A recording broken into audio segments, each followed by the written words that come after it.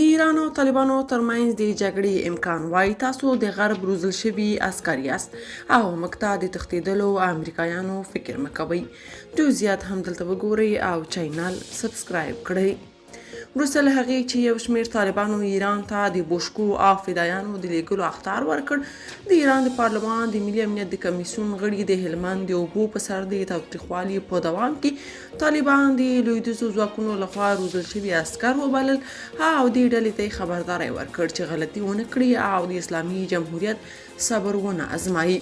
رحیمي لیکلي موږ نه اشرف غني او نه زموږ ځواکونه د امریکا تښتېدلي پوځیان دي.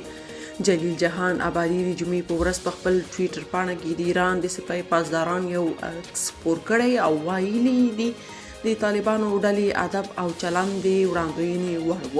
د نړیوالو قوانینو ته سپکاوی، حماقت او بې پامي د غرب د روزل شوو کسانو په ذات کې دي. په ورته وخت کې د ایران د ملي امنیت د کمیسیون یو بل غړی وایي که طالبان د ایران د شخړې او د دواړو هیوادونو ترمنځ د شوي توافق موضوع له پامه وغورځوي، تاوان به یې وي. مشتبه ذوالنوري مهر خبري اژانس ته ویلي په دې مسله کې یوازې موږ زیان نه لرو او دوی یعنې افغانستان به هم په ډیرو مسایلو کې زیانمن شي، حتی په ځینو مسایلو کې به نور هم زیانمن شي. هغه زیاته کړه حقابه د هلمند د اوبو د تړون برخه ده او هیڅوک په دې معامله کې د ایران له حقه انکار نشي کولی. مشتبه ذوالنوري ټینګار وکړ چې افغانستان باید د ایران حق ورکړي. تیر کال هم ویلي و طالبان د اسلامي جمهوریت لپاره احتمالي ګواښ نه دی. زموږ هڅه دا وه چې پر اسلامي جمهوریت د طالبانو انحصار زیات کړو ترڅو افغانستان د امریکا په غېږ کې ونه غورځېږي.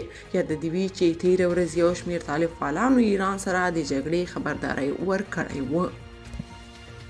که تاسو په دې اړه څه نظر لرئ په کومنټ کې شریک او چینل سبسکرایب کړئ.